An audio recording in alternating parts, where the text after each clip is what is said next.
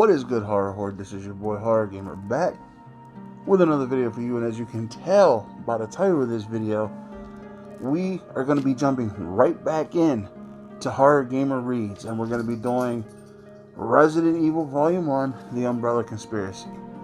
So, the last time we left off, Chris ran into Rebecca, and Rebecca helped him out by giving him some ammo. And Jill was attacked by one of the mutant dogs in the hallway. And it's just, the story's unfolding so well. And it, like, every time I'm reading this, I see it in the game. Like, I see in-game clips in my head because the writer is doing so well with portraying everything that's happening. And as I'm seeing it, like, the game in my head, I'm also seeing, like, more details, because that's what the author is going for more details and more just, you know, just awesomeness to this. So without further ado, let's just get right into it and see where we get thrown into next. Chapter 8. After Jill and Barry went their separate ways, Wesker stayed crouched on the balcony in the main hall, thinking. He knew that the time was of the essence, but he wanted to outline a few possible scenarios before he acted. He'd already made mistakes and didn't want to make any more of them. The Raccoon Alphas were a bright group, making his margin for error very slim indeed. He'd received his orders a couple of days ago, but hadn't expected to be in a position to carry them out so soon. The Bravo team's copter going down had been a fluke, as had Brad Vickers' sudden display of cowardice. Still, he should have been more prepared. Being caught with his pants down like this went against his grain. It was so unprofessional. He sighed, putting the thoughts aside. There'd be time for self-recrimination later. He hadn't expected to end up here, but here he was, and kicking himself for lack of foresight wasn't going to change anything. Besides, there was too much to do. He knew the grounds of the estate fairly well, and the labs like the back of his hands. But he'd only been inside the mansion a few times, and not at all since he'd been officially transferred to Raccoon City. The place was a maze, designed by a genius architect at the bidding of a madman. Spencer was bats, not two ways about it. And he'd had the house built with all kinds of tricky little mechanisms, a lot of that silly spy crap that had been so popular in the late 60s. Spy crap that's going to make this job twice as hard as it needs to be. Hidden keys, secret tunnels. It's like I'm trapped in an espionage thriller, complete with a mad scientist and a ticking clock. His original plan had been to lead both the Alpha and Bravo teams to the estate and clear the area before he proceeded to the lower labs and wrap things up. He had the master keys and codes, of course. They had been sent along with his orders and would open most of the doors on the estate. The problem was there was no key to the door that led to the garden. It had a puzzle lock. It was currently the only way to get to the labs, outside of walking through the woods, which ain't gonna happen. The dogs would be on me before I could take 2 steps. And if the 121s got out, Wesker shuddered, remembering the incident, the rookie guard who'd gotten too close to one of those cages a year or so back. The kid had been dead before he could even open his mouth to call for help. Now we're starting to get into some Wesker shit, guys. Wesker had no intention of going back outside without an army to back him up. The last contact with the estate had been over 6 weeks ago, and hysterical call from Michael Dees to one of the suits in the White House, or the White Office. The doctor had sealed the mansion, hiding the 4 pieces of the puzzle lock in a fruitless effort to keep any more of the virus carriers from reaching the house. By then, they were all infected and suffering from a kind of paranoid mania, one of the more charming side effects of the virus. God only knew what tricks and traps the researchers down in the labs had screwed with as they slowly lost their minds. Dees had been no exception. Although he had managed to hold out longer than most of the others, something to do with individual metabolism, or so Wesker had been told. The company had already decided to call a complete wipe, though the babbling scientist had been assured that help was on the way. Wesker had enjoyed a good laugh over that one. There was no way the white boys would risk further infection. They'd sat on their hands for almost 2 months while raccoons suffered the consequences, letting the incompetent RPD investigate while the virus gradually lost its punch, and then sent him in to clean up the mess, which by now was considerable. The captain absently ran his fingers across the plush carpet, trying to remember details of the briefing about Dee's call. Whether he killed it or not, everything had been taken care of tonight. He had to collect that required evidence and get to the labs, and that meant finding the pieces of the puzzle lock. Dees had been mostly incoherent, ranting about murderous crows and giant spiders, but he had insisted that the crest keys to the puzzle lock were hidden where only Spencer could find them, and that made sense. Everyone who worked in the house knew about Spencer's penchant for cloak and dagger mechanisms. Unfortunately for Wesker, he hadn't bothered learning much about the mansion, since he never thought he'd need the information. He remembered a few of the more colorful hiding places. The statue of the tiger with mismatched eyes came to mind, as did the armor display room with the gas and the secret room in the library. But I don't have time to go through all of them, not by myself. Wesker grinned suddenly and stood up, amazed that he hadn't thought of it already. Who said he had to be by himself? He ditched the stars to map out a new plan and search for the crests, but there was no reason that he had to do everything. Chris wasn't viable. He was too gung-ho, and Jill was still an unknown quantity. Barry Burton was a family man, and both Jill and Chris trusted him. And while they're all sitting fumbling around in the house, I can get to the triggering system and then get the hell out. Mission complete. Still grinning, Wesker walked to the door that led to the dining room balcony, surprised to find that he was looking forward to his little adventure. It was a chance to test his skills against the rest of the team and against the accidental test subjects that were surely still lurking around. Not to mention old Spencer himself. And if he pulled it off, he was going to be a very rich man. This might actually turn out to be fun.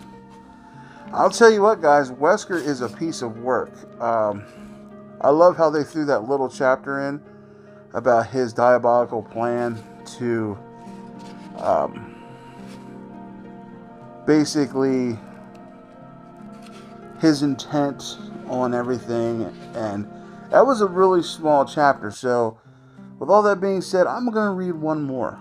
I'm going to go to chapter 9 now, because chapter 8 was just a couple pages of Wesker being Wesker. So chapter 9. Now we found out what Wesker's true intent is. Chapter 9. Chris! Jill whipped her Beretta toward the sound, the mournful shriek echoing all around as the door slipped closed behind her. Then she saw the source of the noise and relaxed, smiling nervously. What the hell are they doing in here? She was still in the back part of the house and had decided to check out a few of the other rooms before heading back to the main hall. The first door she tried had been locked. A carving of a helmet on the key plate. Her picks had been useless. The lock, a type she'd never encountered. So she decided to try her luck on the door across the hall. It had opened easily enough, and she had gone in ready for anything.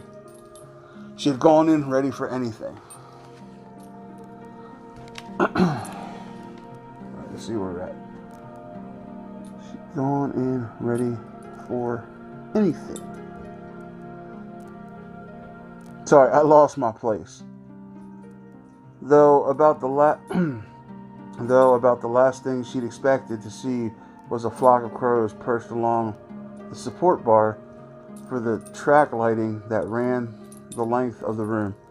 Another of the large black birds let out its Morse shriek, and Jill shivered at the sound. There were at least a dozen of them, ruffling their shiny feathers and watching her with bright, beady eyes as she quickly surveyed the room for threats. It was clear. The U-shaped chamber she entered was as cold as the rest of the house, perhaps colder, and empty of furniture. It was a viewing hall. Nothing but portraits and paintings lining the inner wall. Black feathers lay scattered across the worn wooden floor amidst dried mounds of bird droppings. And Jill wondered again how the crows had gotten inside, and how long they'd been there. There was definitely something strange about their appearance. They seemed much larger than normal crows, and they studied her with an intensity that seemed almost unnatural. Jill shivered again, turning back toward the door. There wasn't anything important in the room, and the birds were giving her the creeps. Time to move on. She glanced at a few of the paintings on her way out, mostly portraits, noticing that there were switches beneath the heavy frames. She assumed they were for the track lighting, though she couldn't imagine why anyone had bothered setting up such an elaborate gallery for such mediocre art. A baby, a young man. The paintings weren't awful. They weren't exactly inspired either. She stopped as she touched the cold metal handle of the door, frowning. There was a small insect control panel set at eye level to the right of the door, labeled spots. She punched one of the buttons, and the room dimmed as a single directional light went out. Several of the crows barked their disapproval, fluttering ebony wings, and Jill turned the light back on, thinking, so, if these are the light switches, what are the controls beneath the paintings for? Perhaps there was more to the room than she thought.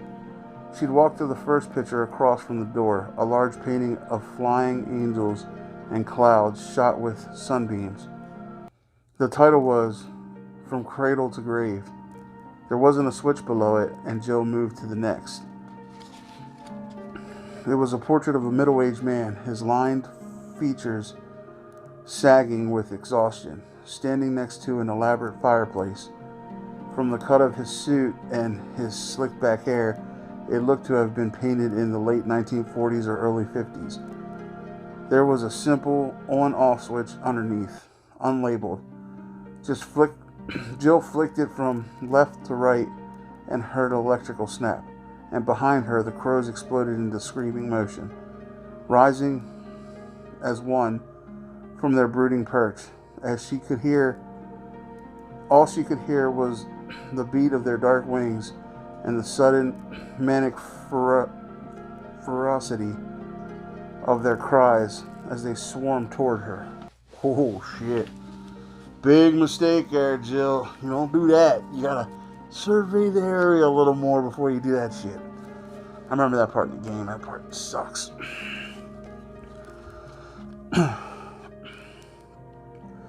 And Jill ran, the door seeming a million miles away, her heart pounding. The first of the crows reached her as she grabbed for the handle, its claws finding the soft skin on the back of her neck.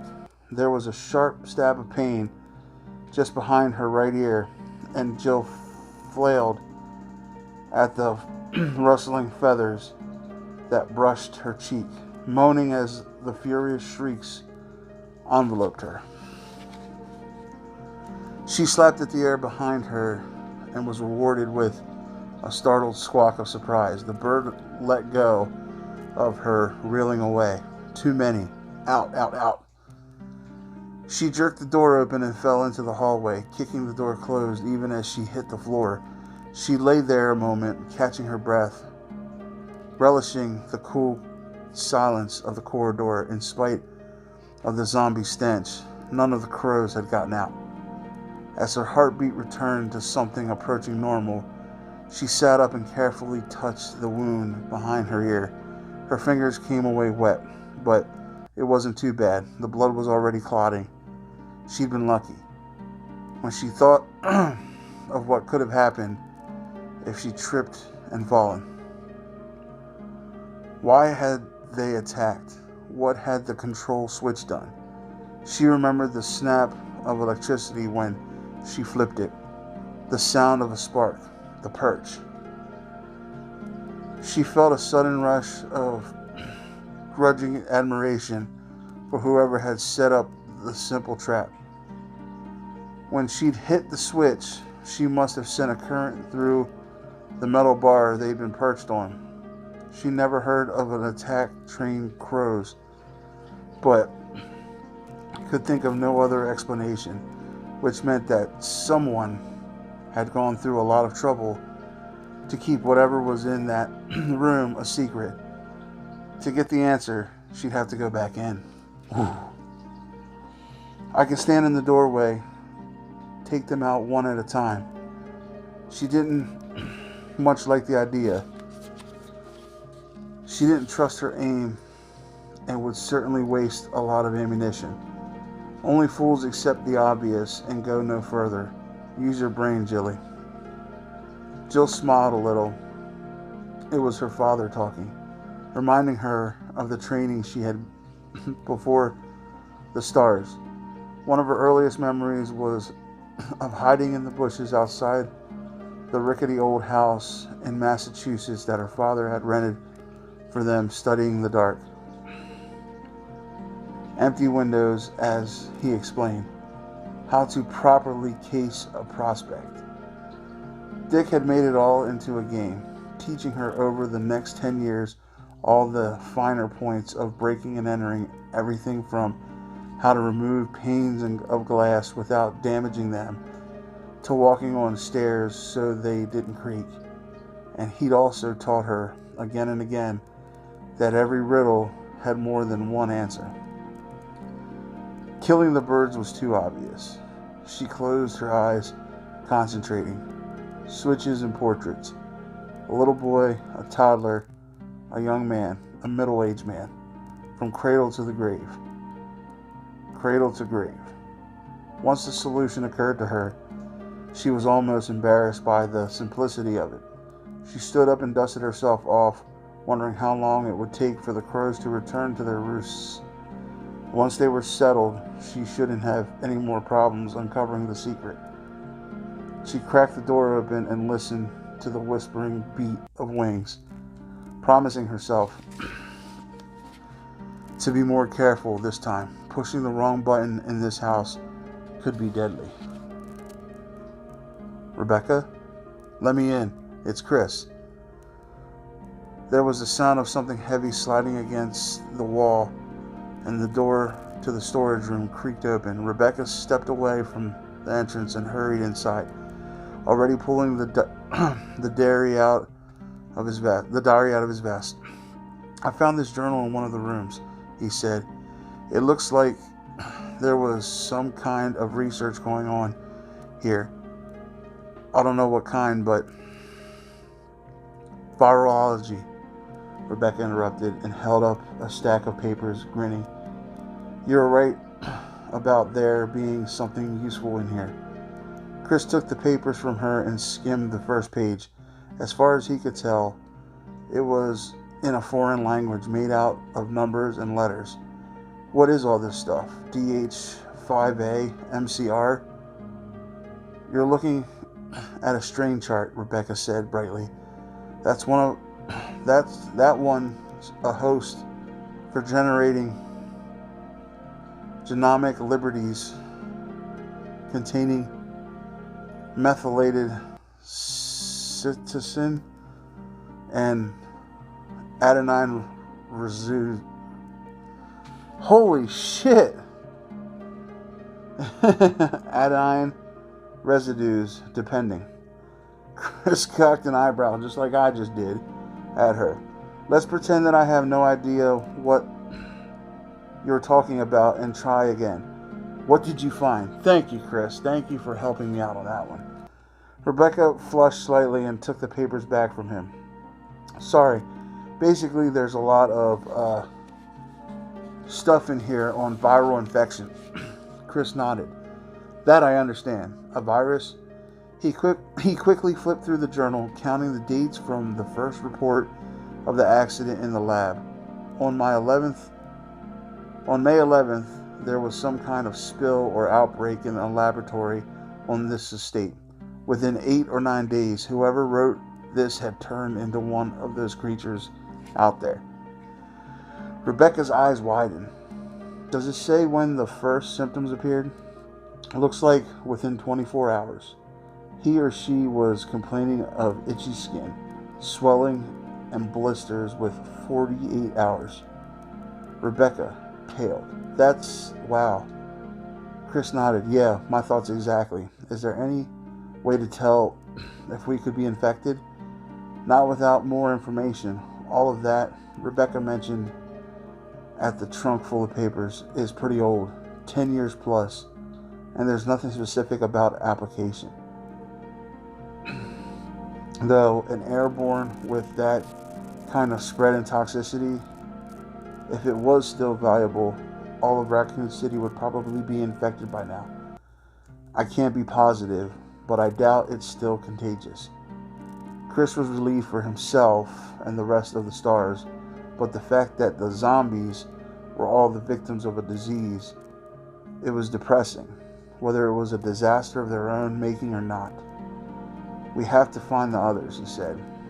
If one of them should stumble across the lab without knowing what's there. Rebecca looked stricken at the thought, but nodded gamely and moved quickly toward the door. Chris decided that with a little experience, she'd make a first-rate STARS member. She obviously knew her chemistry, and even without a gun, she was willing to leave the relative safety of the storage room in order to help the rest of the team. Together, they hurried through the dark, wooded hallway, Rebecca sticking close to his side. When they reached the door and back to the first hallway, Chris checked his Beretta and then turned to Rebecca. Stay close. The door we want is to the right and at the end of the hall. I'll probably have to shoot the lock. And I'm pretty sure there's a zombie or two wandering around, so I'll need you to watch my back. Yes, sir, she said quickly, and Chris grinned in spite of the situation. Technically, he was her superior. Still, it was weird to have it pointed out. He opened the door and stepped through, training his gun on the shadows straight ahead and then down the hall to the right. Nothing moved. Go, he whispered, and they jogged down the corridor, quickly stepping over the fallen creature that blocked their path. Rebecca turned to face the open stretch behind them, and as Chris rattled the doorknob, hoping vainly that it had unlocked itself. No such luck. He backed away from the door and took careful aim, firing at the lock locked door wasn't as easy and as safe as it had looked in movies. A ricochet off the metal at such a close range could kill the shooter. Chris! He glanced over his shoulder and saw a shambling figure at the end of the hall, moving slowly toward them. Even in the dim light, Chris could see that one of his arms was missing. The distinctive odor of decay wafted toward them as the zombie moaned thickly, stumbling forward. Chris turned back to the door and fired, twice. The frame splintered. The inset metal square of the lock revealed in a spray of wood chips. He jerked at the doorknob and the lock gave. The door swinging open, he turned and grabbed at Rebecca's arm, hustling her through the doorway as he pointed the Beretta back down the hall. The creature had made it halfway, but was stopped at the lifeless body of the zombie that Chris had killed earlier. Even as Chris watched in horror and disgust, the one-armed zombie dropped to its knees and plunged the remaining hand into the other's crushed skull. It moaned again, a wet, plungy sound, and brought a handful of slushy gray matter to its eager lips. Oh man. Chris shuddered involuntarily and hurriedly stepped through to join Rebecca, closing the door to the gruesome scene. Rebecca was pale but seemed composed, and again, Chris admired her courage. She was young but tough, tougher than he had been at 18. He looked in the hall. He took in the hall at a glance, immediately noticing the changes. To their right, about 25 feet away, was a corpse of one of the creatures. To top off its head blown away, it lay face up, the deep sockets of its eyes filled with blood. To their left were the two doors that Chris hadn't tried when he'd first come to investigate. The one at the very end of the hall was standing open, revealing deep shadows. At least one of the stars came this way, probably looking for me. "Follow me," he said softly, and moved toward the open door, holding the Beretta tightly. He wanted to get back to the main hall with Rebecca, but the fact that one of his team must have been gone through the opening deserved a quick look. As they passed the closed door on the right, Rebecca hesitated. "There's a picture of a sword next to the lock," she whispered. He kept his attention on the darkness just past the open door, but realized as she spoke that there were too many ways for them to get sidetracked. He didn't think the rest of the team was still waiting for him, but his original orders had been to report back to the lobby. He shouldn't be leading an unarmed rookie into unknown territory without at least checking. Chris sighed, lowering his weapon. "Let's get back to the main hall," he said. "We can come back and check it out later." Rebecca nodded, and together they walked back toward the dining room. Chris was hoping against hope that someone would be there to meet them. Barry pointed his Colt towards the crawling ghoul and fired, the heavy round splattering the thing's mushy skull into liquid even as it reached for his boot. Tiny drops of wetness splashed his face as the zombie spasmed and died. Scowling, Barry wiped at his skin with the back of his hand. The tiny white tiles of the kitchen wall got it much worse. Rivulets of red coursing down the grouted tracks and pulling to the faded brown linoleum. Still, it was pretty disgusting. Barry lowered the revolver, feeling the ache in his left shoulder. The door upstairs had been solidly locked. He had the bruises to prove it, and staring down at the zombie hash in front of him, he realized that he was going to have to go back up and break down another one. If he hadn't been certain before, he was now. Chris hadn't come this way. If he had, the crawling creature would already have been history. So where the hell are you, Chris? Of the 3 locked doors, Barry had picked the one at the end of the hall on pure instinct. He'd ended up in a dark, silent hall that led past an empty elevator shaft and down a narrow set of stairs. The bare white kitchen at the bottom had seemed deserted, the counters thick with dust and corrosion stains on the walls. No sign of recent use, no sign of Chris. And the single door across from the sink had been locked. He'd been about to leave when he noticed the trails of disturbed dust on the floor and followed them. Sighing heavily, Barry stepped over the stinking monster, a final check before he headed back for number 2. There were some stacked crates and the same old-fashioned elevator shaft, also empty. He didn't bother with the call button since the one upstairs hadn't worked. Besides, judging from the rust on the metal grate, no one had used it in quite a while. He turned back the way he'd come, wondering how Jill was making out. The sooner they could get away, the better. Barry had never disliked any place as much as he did this mansion. It was cold, it was dangerous, and it smelled like a meat locker that had been unplugged for a week. He generally wasn't the type to frighten easily or let his imagination get out of hand, but he half expected to see more white-sheeted spook rattling chains every time he turned around. There was a distant echoing clatter behind him.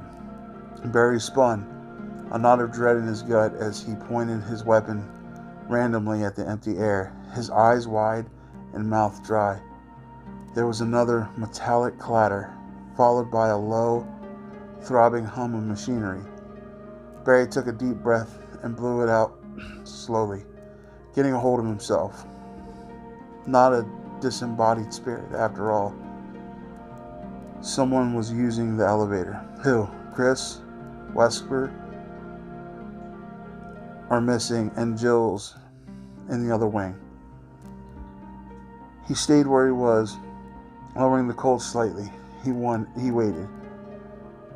He didn't think the ghouls were smart enough to work the buttons, let alone open the gate.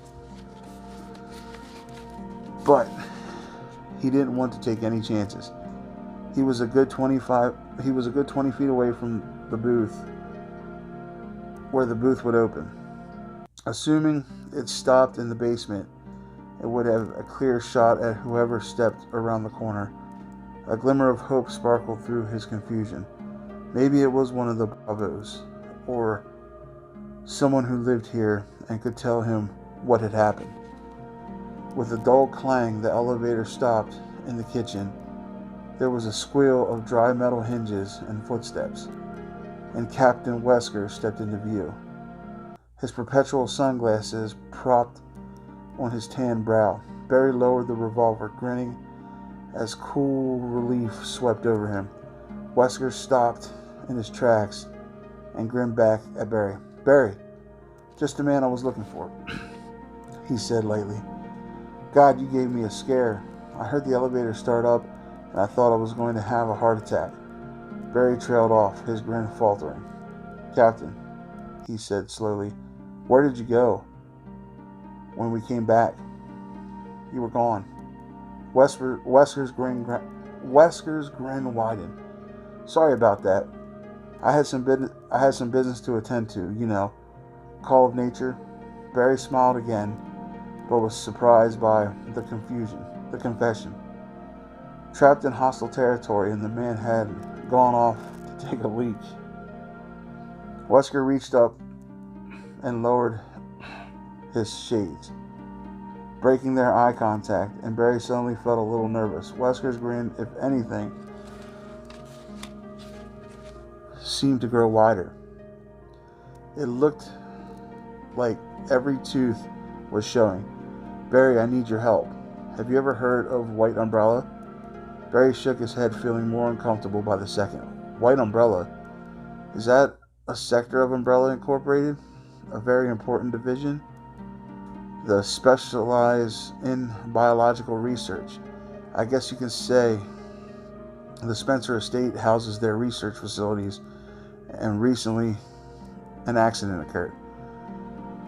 Wesker brushed off a section of the kitchen's center island and casually leaned against it, his tone almost conversational.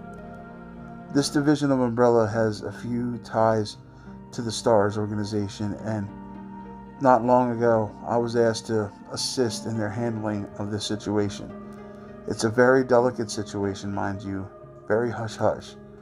White Umbrella doesn't want a whisper of their involvement getting out. Now, what I'm supposed to do is get to the laboratories on the grounds here and put an end to some rather incriminating evidence. Proof that White Umbrella is responsible for the accident that caused so much trouble in Raccoon as of late. The problem is, I don't have the key to get to those labs. Keys, actually. And that's where you come in. I need your help. I need for you to help me find those keys. Barry stared at him for a moment, speechless, his mind churning. An accident? A secret lab doing biological research? And murdering dogs and zombies loose in the woods? He raised his revolver and pointed it at Wesker's smiling face, stunned and angry. Are you insane? You think I'm going to help you destroy evidence? You crazy son of a bitch. Wesker shook his head slowly, acting as if Barry were a child. Ah, Barry, you don't understand. You don't have a choice in the matter.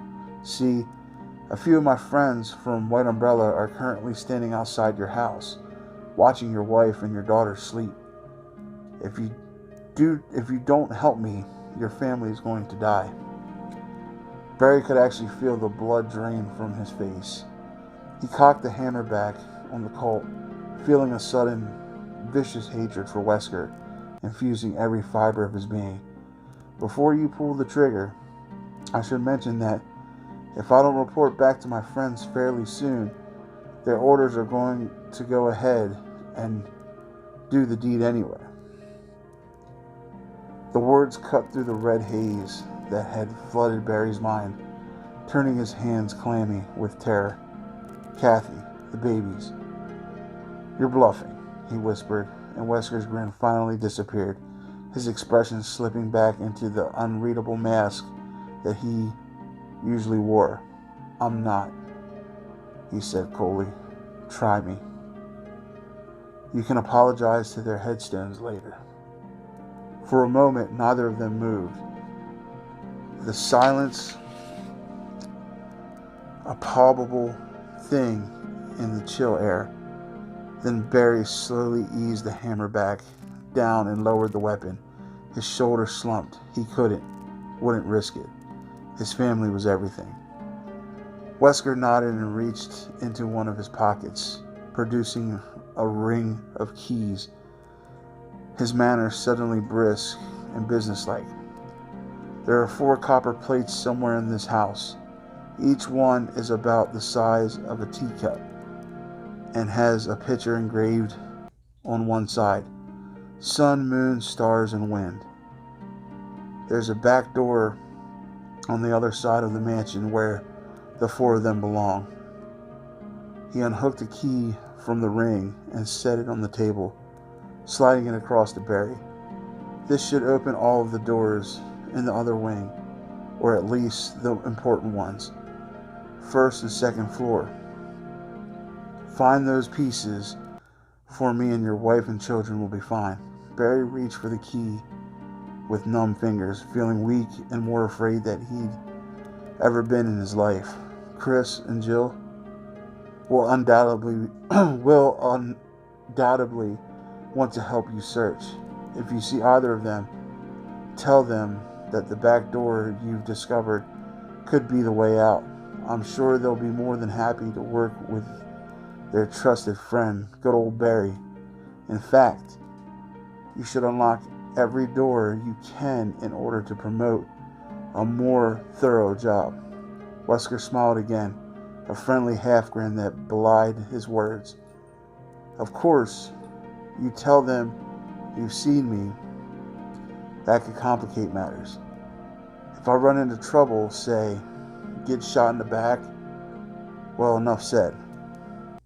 Let's just keep this to ourselves. The key was etched with a little picture, a chest plate for a suit of armor. Barry slipped it into his pocket. Where will you be? Oh, I'll be around, don't worry. I'll contact you when the time is right. Barry looked at Wesker pleadingly, helpless to keep the wavering fear out of his voice. You'll tell them that I'm helping you, right? You won't forget to report? Wesker turned and walked toward the elevator, calling out over his shoulder, Trust me, Barry. Do what I tell you, and there's nothing to worry about. There was a rattle of the elevator's gate opening and closing, and Wesker was gone. Barry stood a moment longer, staring into the empty space where Wesker had been, trying to find a way out of the threat. There wasn't one. There was no constant between his honor and his family. He could live without honor. He set his jaw and walked back toward the stairs, determined to do what he had to do to save Kathy and the girls. Though, when this was over, when he could be sure they were safe, there won't be any place for you to hide, Captain. Barry clenched his giant fists, knuckles whitening, and promised himself that Wesker would pay for what he has done, with interest. Well, Horror Horde, so finally they're starting to get into the fact that Wesker is a real piece of shit. He's with Umbrella, and yeah, and now he's blackmailed Barry into helping him, or Barry's children and family are gonna die.